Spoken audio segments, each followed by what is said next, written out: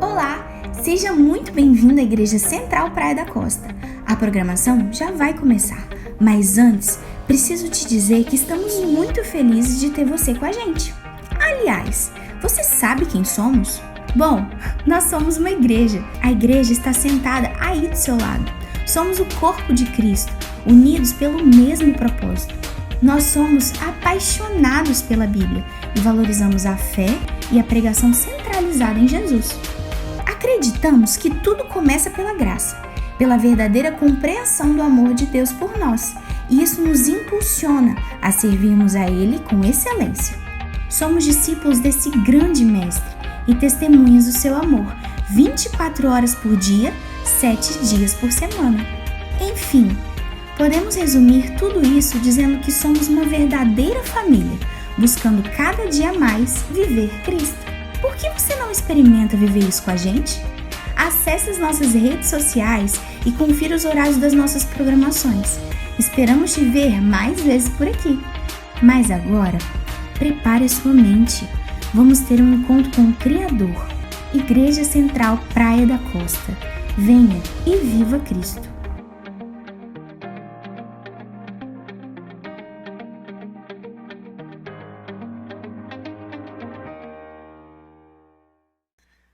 Olá, seja mais uma vez bem-vindo à versão digital da Igreja Central Praia da Costa. Que bom que mais um sábado você pode estar com a gente nesse novo horário, um pouquinho mais cedo às 10 horas, porque desde o sábado passado estamos dando os primeiros passos na reabertura da nossa igreja. Mas fica tranquilo, você que ainda tem os cuidados que precisa ter em casa, os cultos online continuarão apenas nesse ajuste de horário, então você é muito bem-vindo mais uma vez.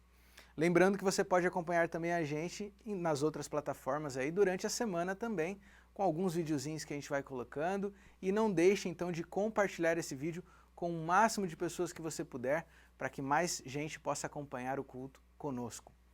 Mas quero agora convidar você a reunir quem está em casa aí, se você estiver com a família, melhor ainda, junta todo mundo, fica bem pertinho para que a gente possa juntos, ou que possamos juntos louvar a Deus. Quero também saudar o pessoal que está aqui no estúdio com a gente. Um feliz sábado para Emily, Charles e Vitor, que estão aqui nos bastidores hoje. E quem vai nos ajudar na música será Fernando, Ralph e Aninha. Feliz sábado para todos. Vamos cantar.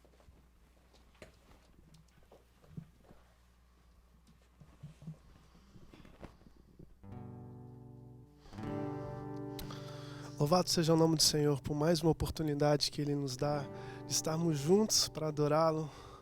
E é bom saber, né, que apesar de todas as coisas que têm acontecido, nosso Deus é maior que todas as coisas. Nosso Deus é maior que tudo.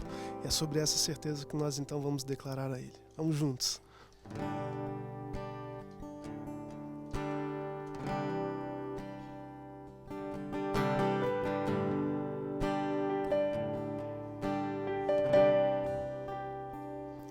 Maior que forças, maior que reis, que a natureza e tudo que se fez,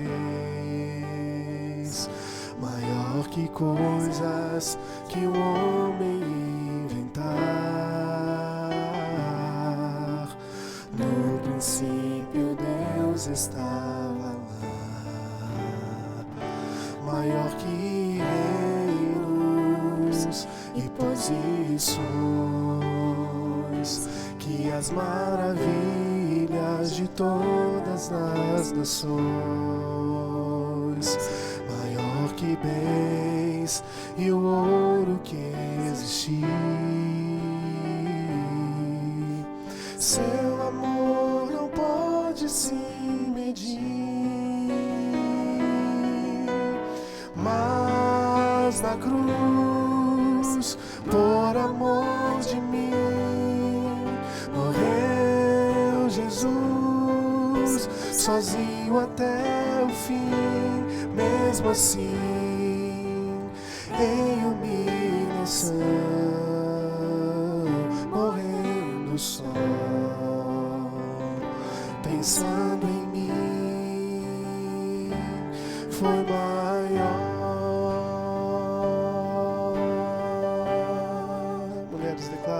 Maior que forças, maior que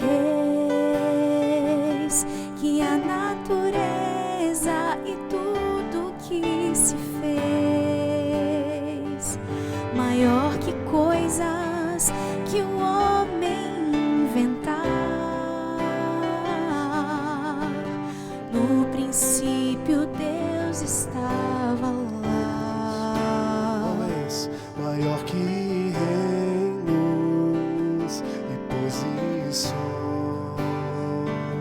que as maravilhas de todas as nações, maior que bens e o ouro que existir. Cante. Seu amor não pode se medir, mas a cruz, por amor de mim, morreu Jesus, sozinho até o fim, mesmo assim, em humilhação, morrendo só, pensando em mim, foi maior. Mas na cruz, por amor de mim, morreu Jesus, sozinho até o fim, mesmo assim, em humilhação,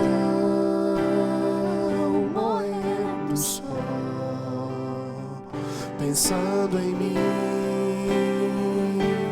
foi maior. Mas na cruz, por amor de mim, morreu Jesus, sozinho até o fim, mesmo assim, em humilhação, morrendo só, pensando em mim, foi maior. Mesmo assim, em humilhação, morrendo só, pensando em mim, foi maior.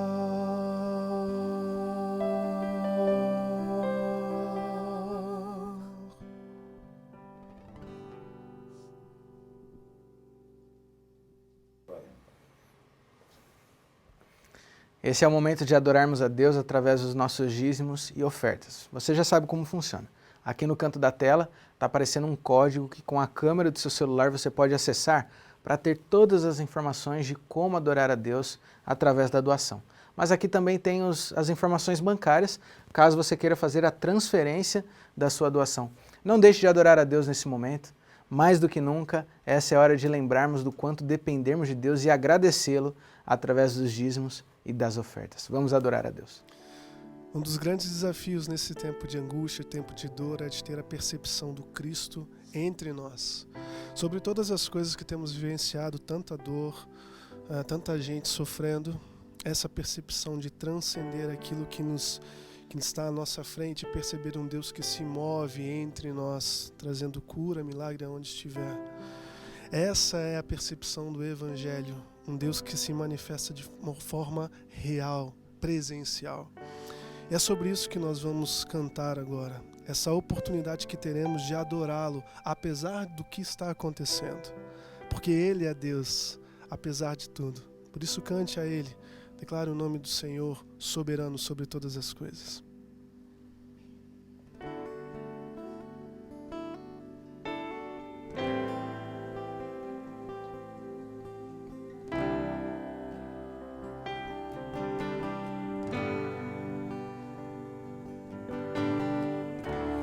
Digno é o Cordeiro que foi morto, Santo, Santo Ele é.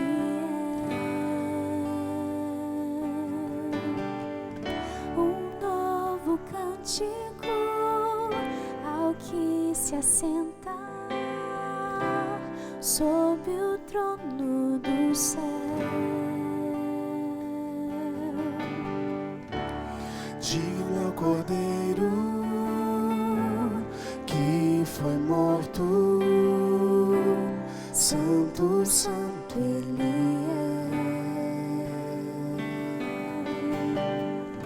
Um novo cântico ao que se assenta sobre o trono do céu.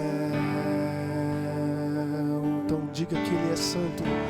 Santo, santo, santo, Deus Todo-Poderoso, que era e é e há de vir. Com a criação eu canto louvores ao Rei dos Reis. És tudo para mim e eu te adorarei.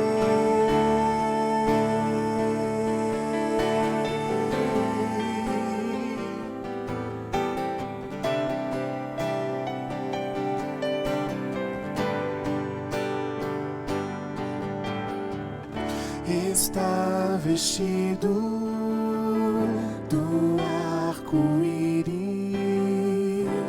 sons de trovão, luzes e relâmpagos, louvores, honra e glória, força e poder para sempre, ao único Rei eternamente.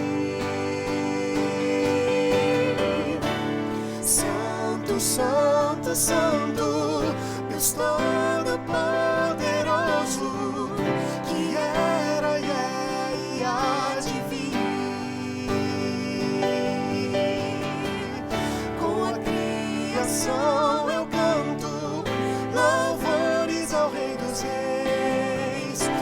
És tudo para mim e eu te adorarei.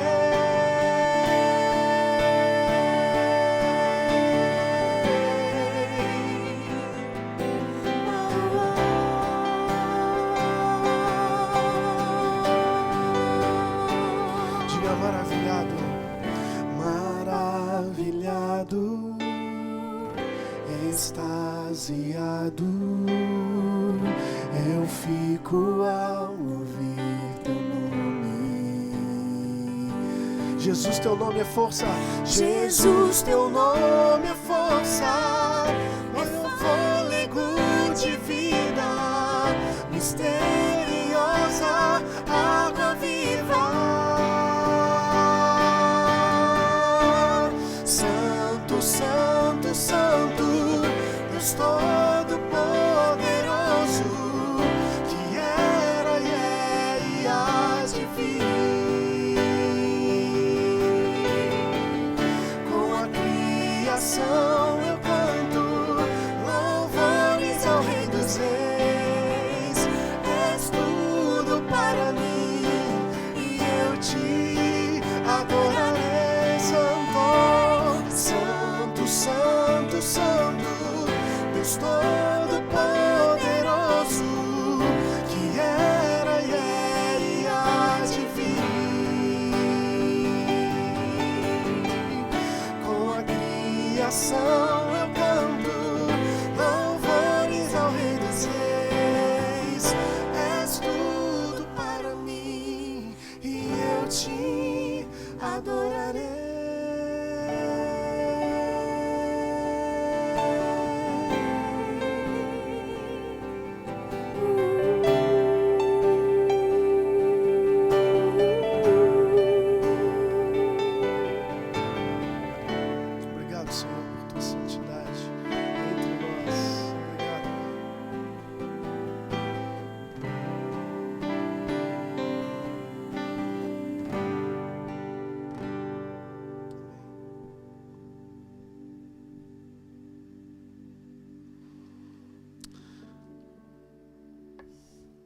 Se mesmo assim, contudo, ainda em algum momento da nossa vida tivermos esse temor por alguma coisa que nos acontece, há um Deus que se prometeu estar presente em todo o tempo. E é interessante, aliás, muito interessante perceber que Jesus promete estar conosco não apenas em dias ruins, não apenas em dias nublados, mas em todos os dias, dias bons e dias ruins. Deus não foi pego de surpresa. Confie nisso, confie nessa promessa. Você não precisa mais temer. Você não precisa mais confiar em si mesmo. Há um Deus que te chama para Ele. Por isso, cante isso. Ouça a voz do Senhor através dessa canção, dizendo assim: Eu sou o Senhor, Rei de Israel, Santo Redentor, começo e o fim. Eu sou o Criador, o verdadeiro Deus. Eu sou a cura, sou o poder. Ele diz: eu sou o amém, estrela da manhã. Eu morri na cruz, trouxe salvação. Conheço a tua dor e ouço teu clamor, e minha destra não falhará.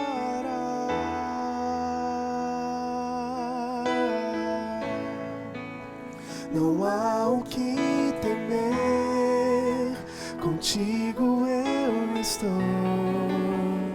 Não te assombres, porque eu sou teu Deus. Te fortalecerei, te sustentarei com minha mão. Eu serei fiel.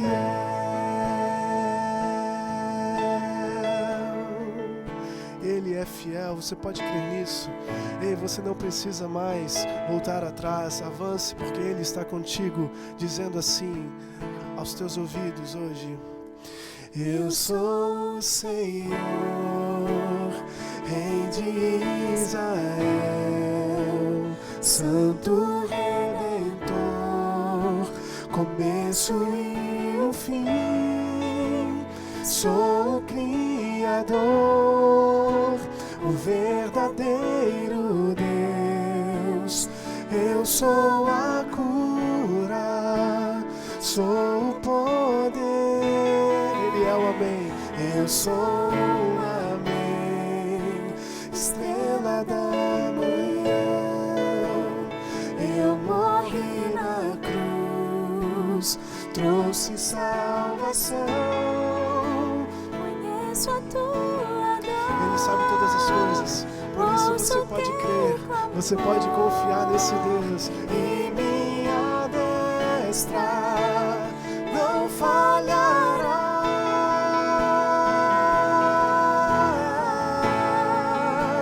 Não há o que temer, contigo eu estou. Não te assombres, porque eu sou teu Deus. Te fortalecerei, te sustentarei com minha mão. Eu serei fiel.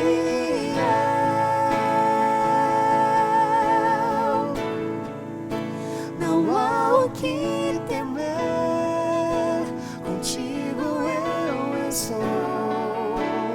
Não te assombres, porque eu sou teu Deus. Te fortalecerei, te sustentarei com minha mão.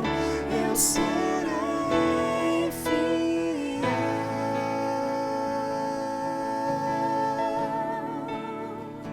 Você pode crer nisso, é a voz do Senhor sobre a tua vida nessa hora. A voz do Senhor.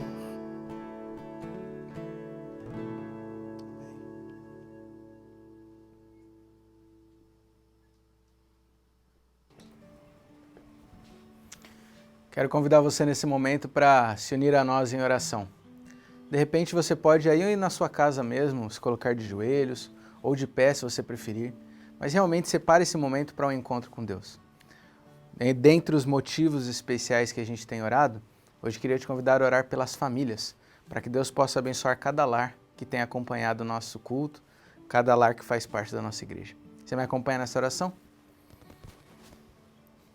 Santo Deus, eu te louvo pelo privilégio que o Senhor nos dá mais uma vez de estarmos aqui, te buscando em oração, com a certeza de que o Senhor nos ouve. Mais uma semana se passa, os desafios continuam aumentando e se renovando, mas é muito bom a gente ter essa convicção de que o Senhor permanece ao nosso lado constantemente. Meu Deus, eu quero pedir que o Senhor possa, nesse momento, entrar no coração, na vida e na casa de cada um que acompanha esse culto, seja agora, no sábado pela manhã, ou qualquer outro horário aqui na internet. Peço que o Senhor possa abraçá-lo, acalentá-lo, acolhê-lo, e que todos possam ter a convicção de que o Senhor sabe exatamente o que vai no nosso coração, o que está aqui dentro, e o Senhor cuida de nós de maneira individual. Hoje, de maneira especial, eu quero colocar em Tuas mãos as famílias, Senhor. Abençoa cada casal, abençoa cada pai, mãe, filhos, que todos possam estar sob Tua proteção. Une a gente cada vez mais, Senhor. Ajuda a gente a ter esse pilar que é a família, cada vez mais estruturado, cada vez mais sólido. Quão grande é a importância da família num momento incerto e instável como o que a gente vive.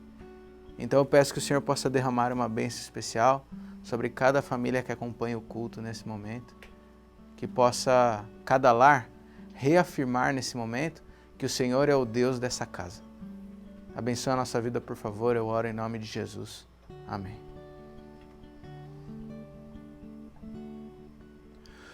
Em Tuas mãos,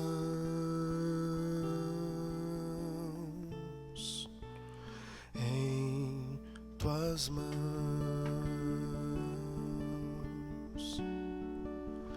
quero, ó Deus, me colocar em Tuas mãos.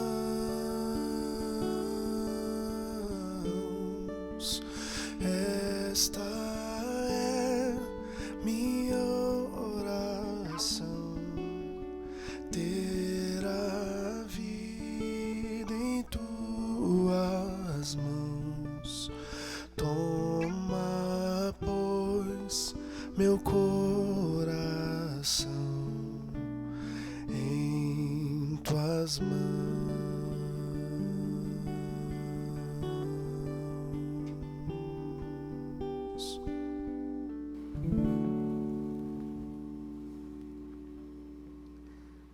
Livro de Deuteronômios, ou Deuteronômio, melhor dizendo, capítulo 8. Deuteronômio, capítulo 8, convido você a abrir sua Bíblia. Hoje nós iniciaremos uma nova série de estudos, uma série curta de apenas 2 episódios. Estudaremos um tema que tem que ver com o momento que a gente está vivendo. Nós estamos agora na metade do ano de 2020, mas certamente esse já é um ano que está marcado na história. Eu acho que você vai concordar comigo. A crise que a gente tem vivido, a pandemia do Covid, obrigou a gente a reorganizar toda a nossa estrutura de vida, virou de ponta cabeça nossas prioridades, o uso do nosso tempo. Nós perdemos a liberdade e convivemos com o medo de uma guerra iminente, mas nessa guerra o oponente ele é invisível, é diferente que a gente tem vivido, né?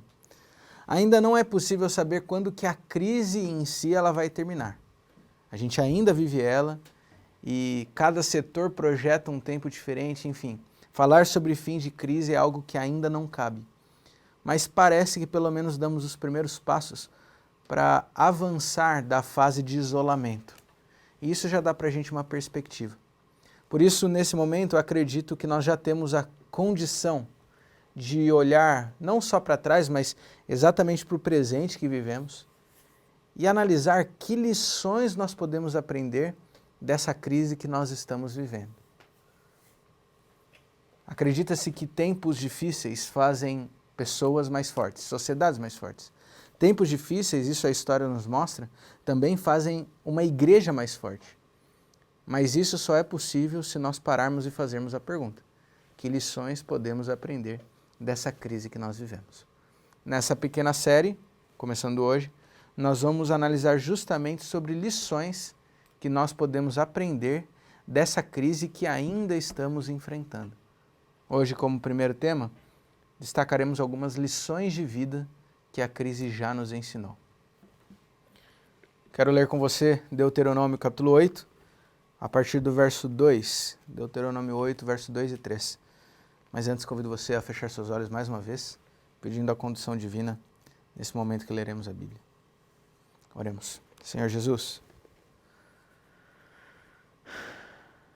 nós vamos mais uma vez abrir a Bíblia e buscar entender a Tua mensagem, a Tua palavra, aquilo que o Senhor tem a nos comunicar. Eu peço que o Senhor fale conosco, por favor. Nós estamos vivendo em dias sem igual e por isso, mais do que nunca, a gente precisa aprender o caminho. Então eu peço que o Senhor fale conosco para entendermos o que podemos tirar para a nossa vida, o que o Senhor pode nos ensinar, apesar de todo esse contexto turbulento que vivemos, e que possamos de alguma maneira, dessa forma, viver mais da Tua vontade e do Teu sonho para nós. Nos acompanhe, por favor, nesse estudo. Em nome de Jesus eu oro. Amém. Deuteronômio capítulo 8, verso 2 e 3. A Bíblia diz assim: recordar-te-ás de todo o caminho pelo qual o Senhor teu Deus te guiou no deserto estes 40 anos, para te humilhar, para te provar, para saber o que estava no teu coração, se guardarias ou não os seus mandamentos. Ele te humilhou e te deixou ter fome e te sustentou com maná, que tu não conhecias, nem teus pais o conheciam, para te dar a entender que não só de pão viverá o homem, mas de tudo que procede da boca do Senhor, aí sim viverá o homem.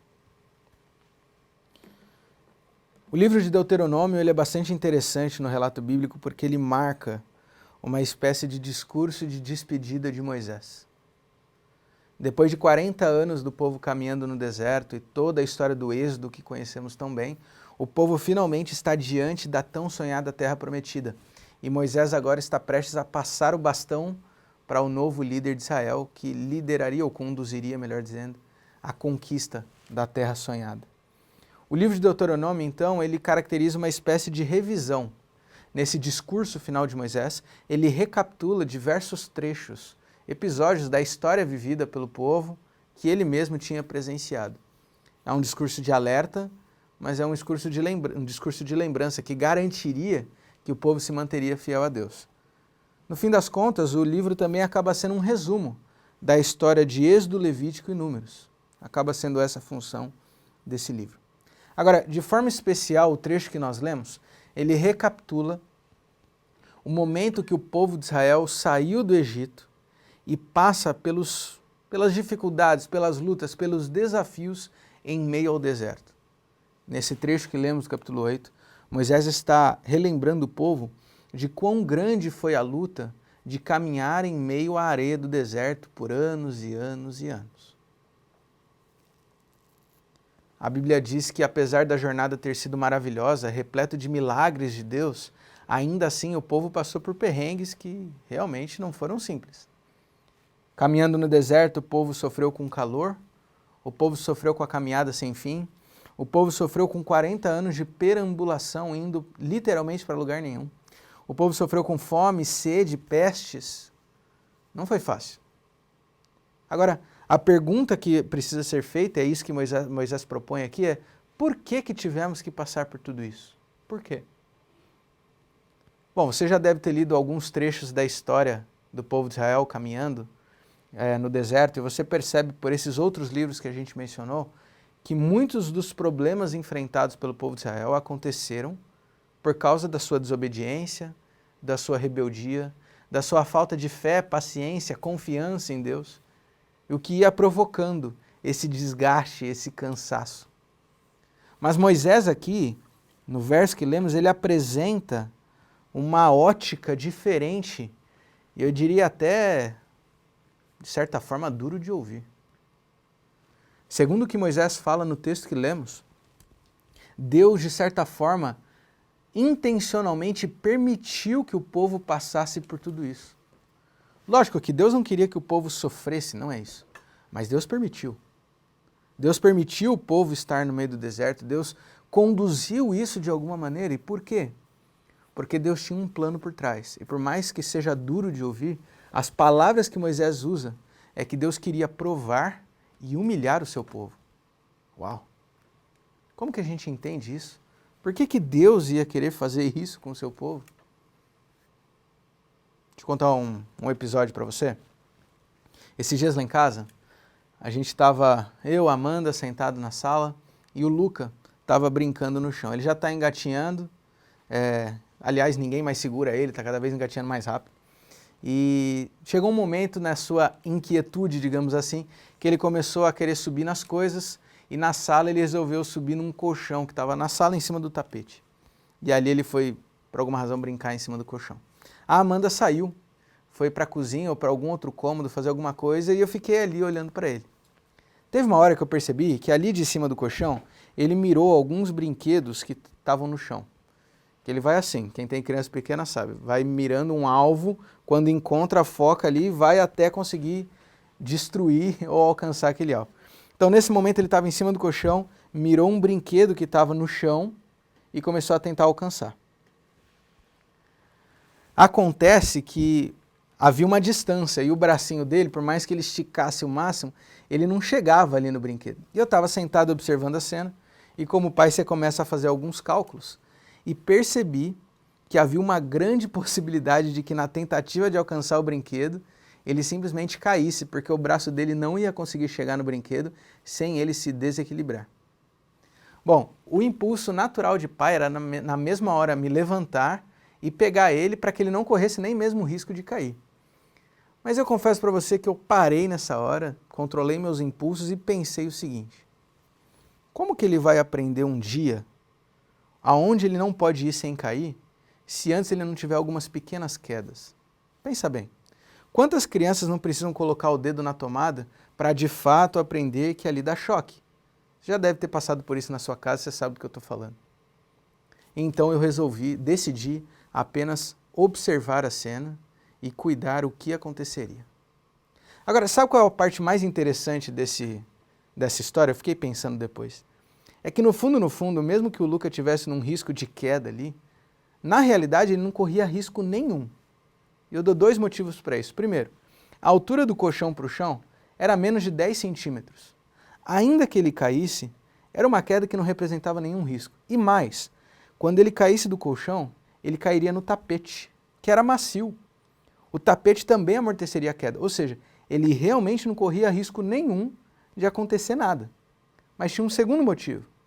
Eu estava ali do lado. E mesmo se algo ainda acontecesse, ou mesmo que ele se entristecesse por uma talvez queda, digamos assim, eu na hora poderia estar ali para abraçar e ele perceber que ele não está sozinho.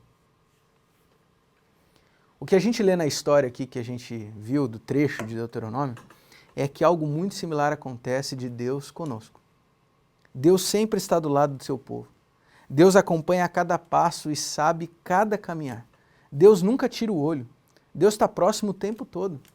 Mas algumas vezes, Deus precisa permitir que a consequência da escolha seja vivida para que o aprendizado ocorra. O que eu quero dizer com isso? Se Deus interviesse, pensa bem, cada vez que nós colhemos as consequências do nosso erro, se Deus interviesse e impedisse a gente de viver essa consequência, como que a gente aprenderia a tomar decisões melhores? E como que a gente aprenderia o que é bom e o que é ruim e aquilo que Deus sonha para a nossa vida? Assim, algumas vezes, Deus ele escolhe observar, Deus permite que nós vivamos as consequências das nossas próprias escolhas. Mas isso não significa que Ele está longe. Ele permanece ao lado ali, acompanhando cada passo. E quando for necessário, Ele intervém. Quer uma prova disso? O próprio povo de Israel. A gente viu aqui que o povo de Israel passou por alguns problemas. Mas você já parou para pensar que todos os problemas Deus podia resolver e resolveu? Por exemplo, o povo caminhou no calor do deserto. Mas desde o início Deus mandou uma nuvem para proteger o povo com sombra, que durante a noite se tornava uma coluna de fogo para proteger do frio. A Bíblia diz que caminhando no deserto o povo teve fome, mas Deus mandou maná, chuva de pão para alimentar o povo. O povo teve sede, Deus fez água sair da rocha, você percebe? Cada um dos problemas que o povo enfrentou, Deus tinha uma solução imediata, como quem observa, quem cuida e na hora que o filho clama por socorro, o pai intervém. Tem um texto muito conhecido da Bíblia, 1 Coríntios capítulo 10, verso 13, que diz: Deus é fiel e não permitirá que vocês sejam tentados além do que podem suportar. Pelo contrário, juntamente com a tentação proverá livramento para que vocês possam a suportar. É exatamente isso que esse texto tão conhecido está dizendo. Deus não deixa que nós passemos por tentações maiores do que nós podemos suportar. E mais do que isso, junto com a tentação, ou junto com a fase da tentação, Deus permanece ali. E Ele sempre oferece a solução. Basta a gente clamar por Ele. Eu acho que isso fala muito para o momento que a gente está vivendo, porque a gente está vivendo um momento de crise, como temos mencionado, um momento de desafios. E que fique claro, como a gente mencionou até agora, que não é que Deus causa o desafio. Deus não queria que o povo caminhasse no deserto 40 anos. A viagem era curta no plano de Deus. Mas são as consequências das escolhas. Aliás, são as consequências de um mundo problemático como é o mundo de pecado que nós vivemos. Mas tal qual aconteceu com o povo de Israel, Deus pode sim usar os piores momentos da nossa vida para ainda assim nos ensinar algumas lições preciosas. Deus pode sim usar algumas provações que nós enfrentamos para, através delas, formar em nós um caráter maior, mais forte e principalmente mais parecido com a sua vontade. Deus não causou essa crise que a gente vive de maneira alguma. Nunca foi sonho de Deus que qualquer filho seu passasse por sofrimento, porque Deus sonhou para nós a vida eterna. Mas sem sombra de dúvidas, existem lições que Deus pode estar colocando em nossa mente. Algum sacode que Deus pode estar dando na gente, para que a gente possa sair desse perrengue de uma forma muito melhor, muito mais sólida, muito mais parecida com a sua vontade. Eu quero ver com você então agora, nos próximos minutos, 3 lições que a gente poderia destacar. Claro, poderiam ser várias, mas 3 lições que eu escolhi aqui destacar, que a crise nos ensina, lições de vida que a crise nos ensina. Eu queria destacar com você. A primeira delas é a lição sobre a fragilidade da vida. Fragilidade da vida. Existem sistemas de ensino, sistemas de saúde, indústrias que geram diversas empresas, nós temos um sistema econômico e tudo isso gera para a gente o que nós chamamos de estabilidade. Mas você reparou como toda essa crise da noite para o dia tirou o chão de todos esses sistemas nos quais a gente colocava a nossa confiança? Para pensar um momento. Tudo aquilo que nós considerávamos estabilidade de vida, da noite para o dia, caiu por terra, por causa de uma única crise. Tudo foi desestruturado. Isso é interessante porque, muitas vezes, a gente deposita a nossa vida inteira nessas coisas. A gente confia tanto no sistema financeiro, a gente confia tanto no nosso emprego, a gente confia tanto nesse sistema de vida que a gente criou, que a gente acha que a gente, de certa forma, é inatingível. Quanto mais fechado a gente estiver nesse sistema, mais protegidos nós estamos. E a crise veio e mostrou que isso não vale de nada. Tudo caminhava bem, a gente tinha os problemas diários, é verdade, aqueles problemas que a gente já está acostumado a lidar, mas tudo estava na nossa zona de conforto. Tudo já estava naquele nossa zona de controle, melhor dizendo. E de repente tudo vira de ponta cabeça. E aí eu pergunto, o que a gente aprende com isso? Será que a gente tem aprendido com tudo isso que esses sistemas, na verdade, não são o que sustentam a nossa vida? Eu estou destacando esse ponto aqui porque tem um detalhe que me chama a atenção. Eu me lembro que nas primeiras semanas da crise, quando tudo virou de ponta cabeça, quando a gente teve que se prender em casa e tudo mudou, eu me lembro que a frase que eu mais ouvia era: pastor, a gente não está conseguindo se adaptar. Está tudo uma loucura. O tempo mudou, agora são as crianças em casa o dia inteiro e a gente tendo que equilibrar trabalho, ensino, educação, tudo ao mesmo tempo. Esse malabarismo não está dando certo. A gente não está conseguindo se adaptar a essa nova realidade. Só que eu tenho reparado que nos últimos meses já, nas últimas semanas, melhor dizendo, a gente tem começado a se adaptar mais. Hoje o susto que a crise deu, em termos de sistemas de vida, já não é mais tão grande. Você tem visto isso. Você tem vivido isso? Eu também tenho. E cada vez mais a gente tem se adaptado a essa nova rotina. E sabe qual é o problema da adaptação? O problema da adaptação é que a gente volta a cometer, ou corre o risco de voltar a cometer os mesmos erros que a gente sempre cometeu. E se um dia a gente confiou nossa vida tanto em sistemas humanos, hoje nós corremos de novo o risco de voltar a confiar tudo nisso. Jeremias capítulo 17, verso 5 nos diz: maldito o homem que confia no homem e faz da carne mortal o seu braço. A nossa vida não pode ser depositada em sistemas humanos. O ser humano é falho, o ser humano é frágil, o ser humano é pecador, como eu sou. E por que a gente continua cada dia mais confiando toda a nossa vida nesses sistemas? Você percebe que nossa luta para sair da crise é para restabelecer os sistemas que a gente sempre confiou que eram dignos de toda a nossa vida? Eles falharam com a gente e a gente volta a tentar recriar todos esses sistemas. Será que não é hora de mudar isso? Eu não estou pregando aqui uma revolução do mundo, pelo contrário. O que eu estou dizendo é que está na hora da gente parar de confiar em sistema humano e passar a confiar completamente em Deus. Está na hora da gente parar de depositar nossa frágil vida em sistemas humanos e passar de verdade a depositar tudo nas mãos de Deus. Essa é a lição aqui aprendida. A nossa vida, a primeira lição de vida que a gente aprende é que nosso coração, a nossa vida, tudo que nós somos, precisa estar nas mãos de alguém que é maior do que nós mesmos. A nossa vida não pode estar em sistemas humanos.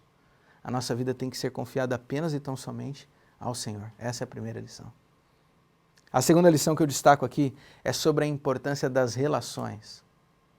Você sabe que existem diversas análises que já diziam que o ser humano cada vez mais vive de maneira isolada. Só que, ironicamente, a gente passou por um isolamento e descobriu o quanto a gente depende de outras pessoas. Você já deve ter ouvido análises como essa. Cada vez mais a gente vive preso no nosso celular, cada um no seu. Sabe aquela reunião de família? Junta avô, tio, tia, primo, cachorro, vizinho, junta todo mundo que não se via há meses. E aí a gente dá um oi, um abraço e de repente a gente senta no sofá e está cada um mexendo no seu celular e a gente já não olha mais um no olho do outro. E a gente percebeu nesse isolamento como isso não dá certo. A gente precisa dos outros. Nós somos seres relacionais. Gênesis capítulo 2, verso 18, a primeira constatação que Deus faz sobre o ser humano é que não é bom que o homem estivesse só. O ser humano não foi feito para viver sozinho, mas foi feito para viver em grupo. E essa crise tem nos mostrado quão importante é nós termos uma base de relacionamentos que possa nos suportar nos momentos de maiores lutas, como o momento que vivemos hoje. E aqui eu abro um parênteses para citar a importância da família. Você percebeu que nesse momento de crise, o único agrupamento que pôde continuar se aglomerando foi justamente a família? Na hora em que tudo dá errado, na hora em que o mundo desaba, é em casa que a gente encontra o nosso refúgio. Quão importante é a gente ter uma família estruturada. E eu sei que tem pessoas que podem estar assistindo esse vídeo agora e talvez enfrentar essa crise em meio a conflitos familiares, uma família desestruturada mesmo. E você pode dizer para mim quão mais difícil é enfrentar uma crise como essa quando a gente não tem um porto seguro quando volta para casa. Por isso a segunda lição que eu queria destacar aqui, para a nossa reflexão, é quanto nós temos lutado pelo bem-estar da nossa casa. Quanto temos lutado pela união da nossa família? Quanto temos lutado para estruturar bem os laços de marido e mulher, filhos e pais, mães e filhas? A gente tem mantido a nossa família unida? Você tem lutado para manter a sua casa diante do Senhor como uma única estrutura? Esse chão que quando tudo dá errado você sabe que ali ainda vai te segurar? A segunda lição de vida que a crise nos ensina é que os relacionamentos são fundamentais e talvez a família é um dos pilares que mais sustentam o equilíbrio da nossa vida. Mas existe uma terceira e última lição que eu queria destacar aqui nos últimos minutos, que eu diria que talvez seja uma das que mais me impactou com relação a essas lições de vida que a crise nos ensina. Tem que ver sobre a base da nossa fé. A crise nos faz refletir sobre qual é a base da nossa fé. Aliás, deixa eu te fazer essa pergunta. Qual que é a base, qual que é o fundamento, qual é o pilar que estrutura a sua fé? A sua fé está apoiada, colocada sobre o quê? Eu acredito que essa crise tem revelado para nós que muitas vezes a nossa fé está mais baseada no que Deus pode dar do que naquilo que Ele é. Eu vou repetir. Talvez a crise tenha nos revelado que a nossa fé muitas vezes está mais baseada no que Ele pode dar do que no que Ele é. Por que eu digo isso? Porque esse é o momento onde aquilo que nós consideramos bênçãos divinas foram tiradas. Esse é o momento onde o emprego entra em crise. Esse é o momento onde o financeiro se abala. Esse é o momento onde tudo que a gente gostaria de fazer, os sonhos, carreiras, tudo é colocado de lado. E aí? A fé permanece ou a fé é abalada? Qual é o fundamento da sua fé?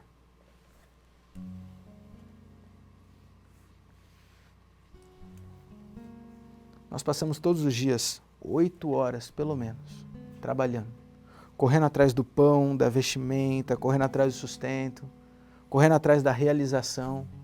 E sabe qual é o problema? A gente corre tanto atrás dessas coisas que às vezes a gente acha que Deus se resume a isso. Que Deus está aqui nesse mundo simplesmente para nos dar as bênçãos. O meu papel nesse mundo, a razão de vida minha, é correr atrás de conquistas. Deuteronômio capítulo 8, verso 17 diz: não pensem, a minha força e o poder do meu braço me conseguiram essas riquezas. Pelo contrário, lembrem-se do Senhor seu Deus, porque é Ele quem lhes dá força para conseguir riquezas. O nosso sustento não vem do trabalho. O nosso sustento não vem da estrutura que tem segurado a gente. Nosso sustento não vem dessa correria. Você que tem passado a noite em claro para dar os pulos e conseguir colocar comida em casa, desculpa te dizer, mas não é isso que sustenta a tua vida. O que sustenta a nossa vida é Deus. É isso que deveria ser o suporte. A maior bênção que a gente deveria buscar não é bens, mas é a presença de Deus. Deus é quem faz chover o pão, Deus é quem faz sair água da rocha, Deus é quem coloca a nuvem para guiar no deserto. O problema é que nós dedicamos tanto de nossa força para adquirir isto, que nós não conseguimos ver Deus agindo mais. Eu acredito que se nós passássemos mais tempo buscando as coisas de Deus do que o sustento diário, nós veríamos com mais frequência Deus sendo nosso pastor e não deixando nada faltar. Você reparou que Moisés fala sobre isso no final do verso que nós lemos? O verso 3, ele conclui dizendo: o ser humano não viverá só de pão, mas de tudo que procede da boca do Senhor. Aliás, palavras tão belas que o próprio Cristo vai citar na sua vida aqui na terra. Deixa eu te fazer uma pergunta. Você está disposto a ser sustentado somente por Deus? A ter sua vida, sua fé baseada em Deus a tal ponto que você possa estar satisfeito, ainda que a provisão divina não seja o pão, mas apenas a sua palavra? Você está disposto a ser suportado, a ser alimentado, a ser preenchido por Deus, mesmo que a bênção que Ele quer te dar não é física, mas é apenas e tão somente a sua presença? Aí você fala: mas pastor, presença de Deus não enche barriga. Segundo Moisés não é verdade. Porque Moisés ele fala isso aqui, sabe por quê? Lê a sequência do texto. Ele vai dizer que ele passou 40 dias na presença de Deus no Monte Sinai, sem comer pão, sem tomar uma gota d'água. E ele disse que estava satisfeito, porque ele estava na presença de Deus.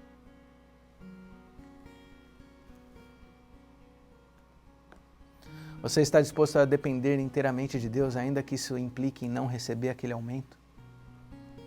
Você está disposto a ser cuidado por Deus, ainda que isso implique em não resolver a sua crise profissional? Você está disposto a depender de Deus, ainda que isso implique em não realizar o seu sonho?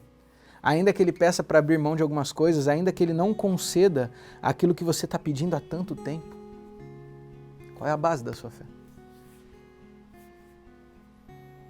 Nós vivemos uma crise histórica sem precedentes, mas quem sabe nós estamos diante de uma grande oportunidade de aprender lições que não aprenderíamos de outro jeito. Que tal aproveitar essa oportunidade para realinhar as prioridades da vida? Que tal aproveitar essa oportunidade para reajustar a maneira que você usa o seu tempo, ou que você passa a vida inteira correndo atrás? Que tal aproveitar essa oportunidade para depender inteiramente de Deus? Deixa eu orar contigo. Santo Deus, eu te agradeço porque o Senhor é o Deus que faz chover pão do céu, o Senhor é o Deus que faz o mar se abrir, o Senhor é o Deus que faz a sarça queimar sem nunca se consumir, o Senhor é o Deus que liberta o povo do Egito, o Senhor é o Deus que entrega a terra prometida. Senhor, nós estamos em meio a um deserto hoje, de certa forma. Vivemos em meio a uma crise, a uma instabilidade. A gente não sabe como vai ser o final do ano, que dirá os próximos anos. A gente não sabe até que ponto essa crise vai nos levar nos seus desdobramentos. Então, por isso, hoje eu quero te louvar, porque nós temos a oportunidade de passar por tudo isso diante da tua presença. Eu quero te louvar porque hoje temos a oportunidade de enfrentar tudo isso, mas certos de que o Senhor está ao nosso lado. Então hoje eu queria te pedir, Senhor, que o Senhor nos ajude a solidificarmos a nossa fé cada dia mais em Ti, apenas e tão somente em Ti. Nos ajuda a ter uma fé menos baseada no que o Senhor pode nos dar, e sim baseada simplesmente no amor por Ti. Nos ajuda a depender do Senhor, ainda que o sustento que o Senhor vai nos enviar seja mais a Tua palavra do que o pão que a gente estava buscando. Mas que nós possamos ser totalmente preenchidos por Ti. Que nós possamos reajustar nossa vida para andar nos Teus trilhos e cada dia mais nos aproximarmos da Tua presença. Em nome de Jesus nós oramos. Amém.